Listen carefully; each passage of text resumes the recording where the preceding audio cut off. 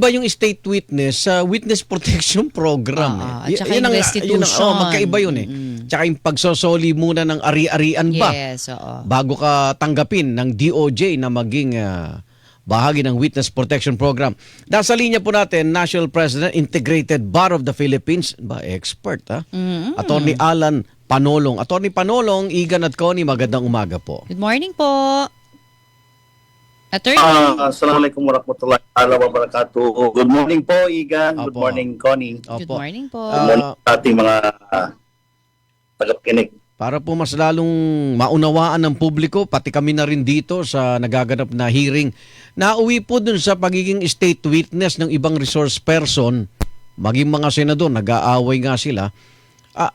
Gusto kong malinaw, ano po yung state witness at yung witness protection program? Ito po ba yung magkaiba? Yes. Yung state witness po, ito po yung pagtanggap sa isang witness bilang isang testigo sa isang kaso. So meron pong criteria po itong may criteria po ang batas natin para ang isang testigo ay mag-qualify as a state witness. Ngayon po yung witness protection program, ito po yung protection program na siyang magpapatupad doon sa pribilehiyo na ibibigay doon sa natanggap na state witness. So programa po yung witness protection program, yung pong state witness.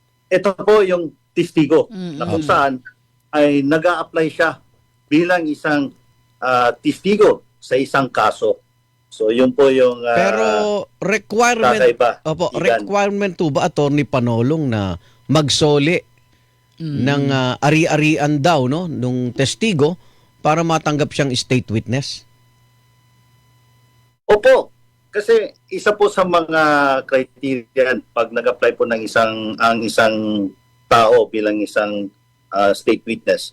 Meron po tayong tinatawag na memorandum of agreement na i-execute. Supposing po that nag-qualify siya doon bilang isang state witness, isa po sa mga next step is to sign a memorandum of agreement. So doon sa memorandum of agreement, kasama po doon yung compliance doon po sa legal obligations and civil judgments. So ano po yung legal obligations?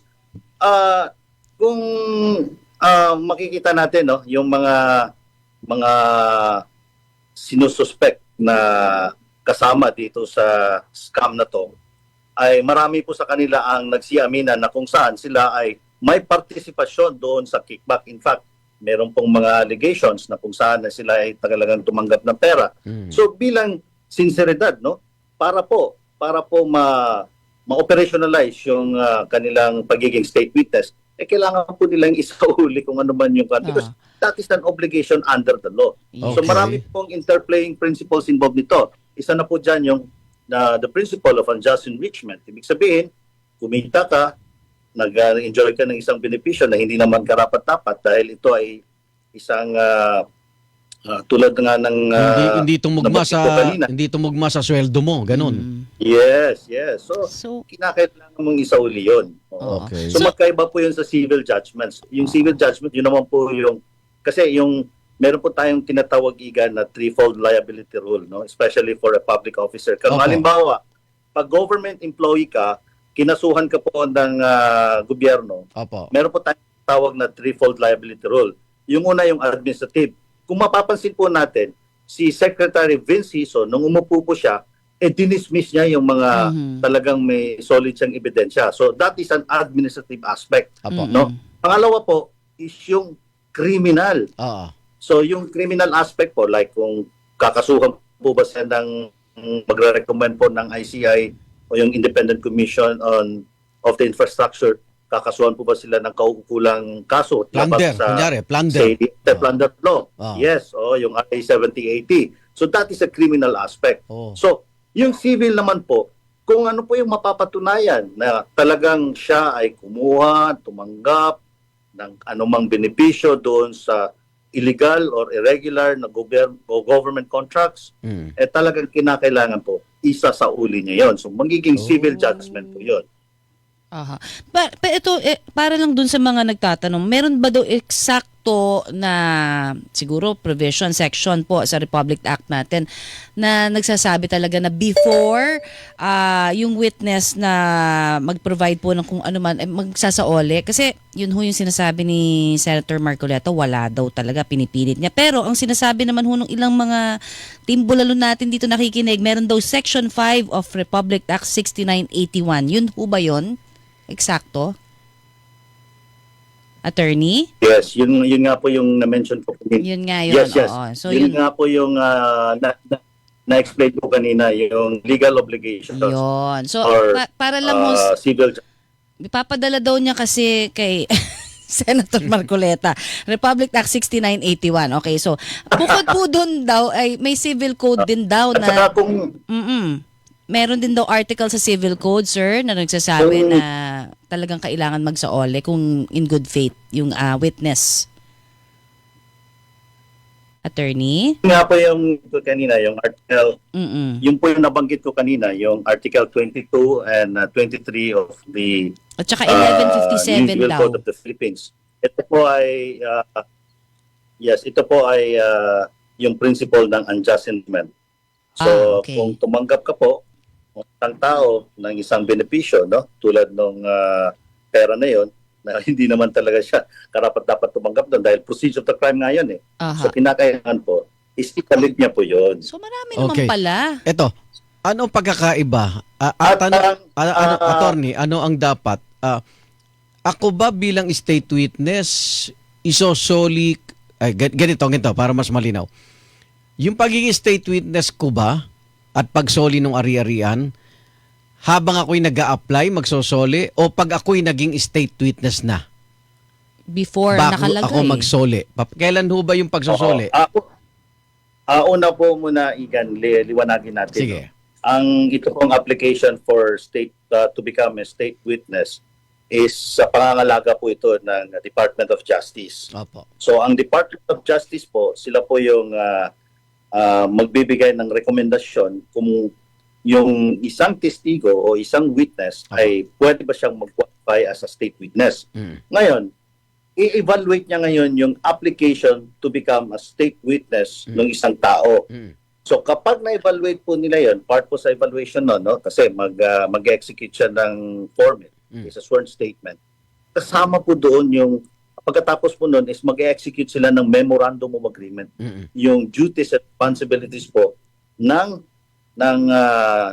person who applies to become a state witness and kung ano po yung responsibility din ng gobyerno. So ilalagay po doon yung legal obligations, compliance to legal obligations and civil judgment. So nandun po yun. Okay. So ibig sabihin, kung gusto ng isang testigo na mag-qualify siya na maging state witness, kinakailangan niyang gawin yun. Yes. Hindi lang legal so, obligation. Parte yun, evaluation. Moral obligation din, di ba? Kasi kung talagang gusto mong magpahayag ng katotohanan, di ba dapat kinukusa ang na yun? DOJ may solong kapangyarihan nun, attorney. Yes po, sila po. Okay. In fact, malinaw na. Malinaw na malinaw. At may hindi, committee po yan, Igan and Connie, no? Ito po ay binubuo ng Undersecretary for the National Prosecution Service. Siya po ang chairperson yan. Pangalawa po is that yung Chief Prosecutor General at tatlong Assistant Chief Prosecutors. So sila po yung nag-evaluate, inaaral po nila kung talaga bang karapat-dapat maging state witness yung isang aplikante. bakit nababanggit na kailangan ng rekomendasyon ng Senado at pirma ng Senate President?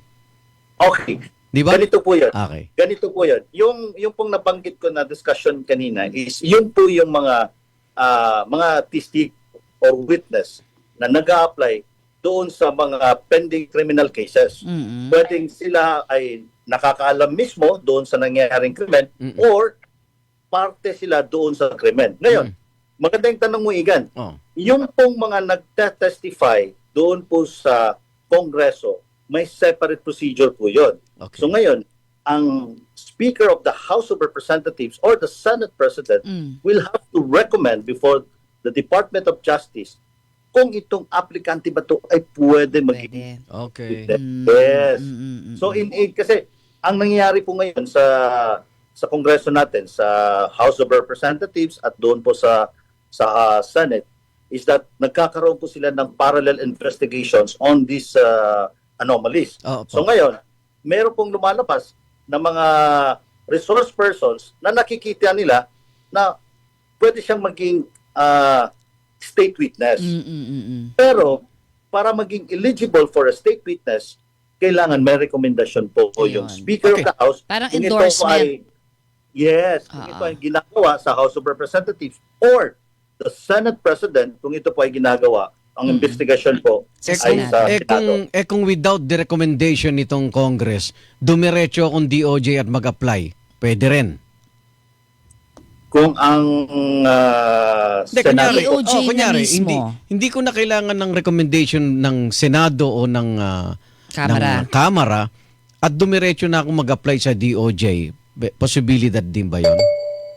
Pwede naman po. Pwede no? naman. Pwede Kasi ang naman. nangyayari po, di ba, naobserbahan natin na pag hindi ka nagsabi ng totoo, batay sa perception naman nagtatanong pag di ka nagsabi ng totoo, ay hindi kita irerekomenda na maging state witness. Parang ginagawa tuloy panakot Correct. Oh. Ang actually po, Igan, ang nagre-recommend po nito is yung committee.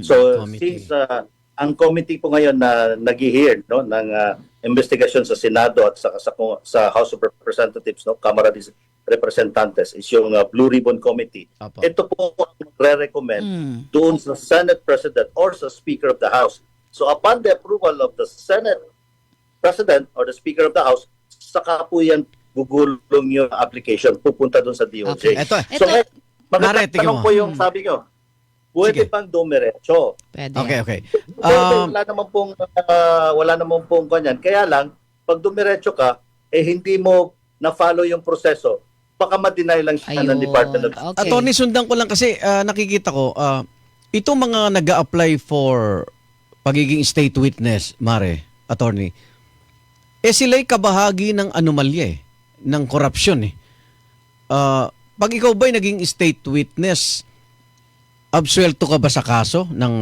plunder o lesser offense lang ang ma-apply sa'yo? Magandang katanungan yan, Igan, no? Yun nga din po ang qualification doon is kinakailangan po ang nag-a-apply bilang state witness ay siya po yung least guilty. Ano?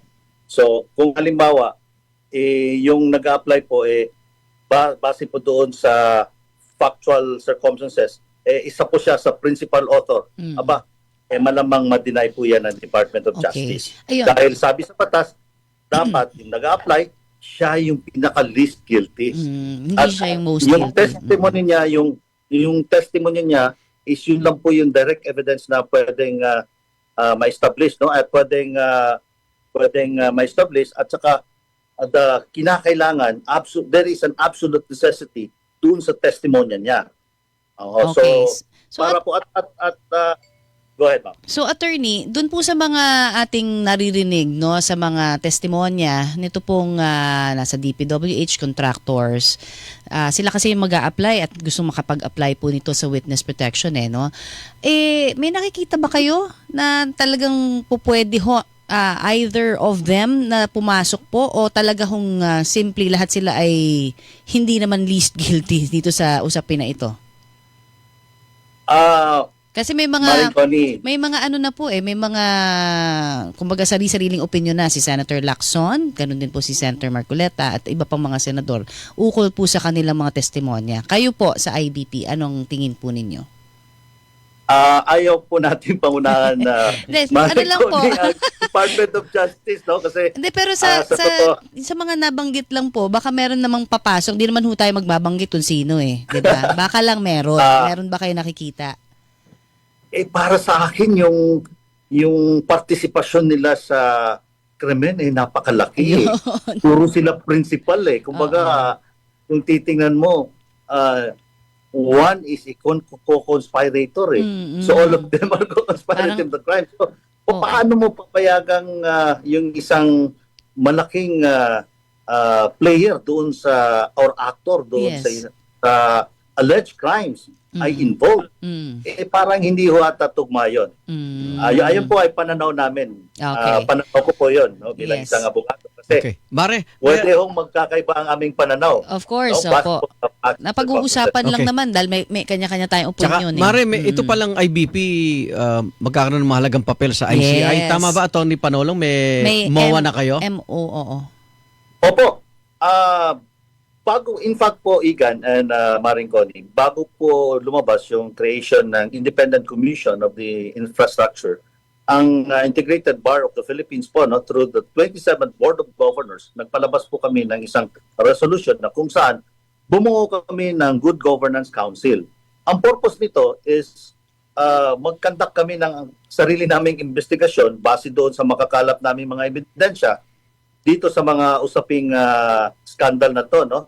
And talagang tuwang-tuwa po kami dahil ang Independent Commission of the Infrastructure nag-reach out po sila sa atin Yes. upang makipagtulungan, no? Kasi alam naman po natin ang ICI kakabuo lang po niyan at wala pa gaanong manpower yan.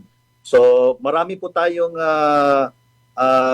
duties and obligations na ating gagampanin dito sa nabuo itong Memorandum of Agreement. Isa po dito ay magtatalaga po kami ng anti-corruption help desk Okay. sa buong Pilipinas, no, sa mga chapters natin. Meron Opo. po tayong 84 chapters na kung saan sila, ang ating mga chapters, ay mag-a-assist po sa publiko. Oh. Kung meron po silang isusumbong Oo. na Okay. irregularidad or anomalya.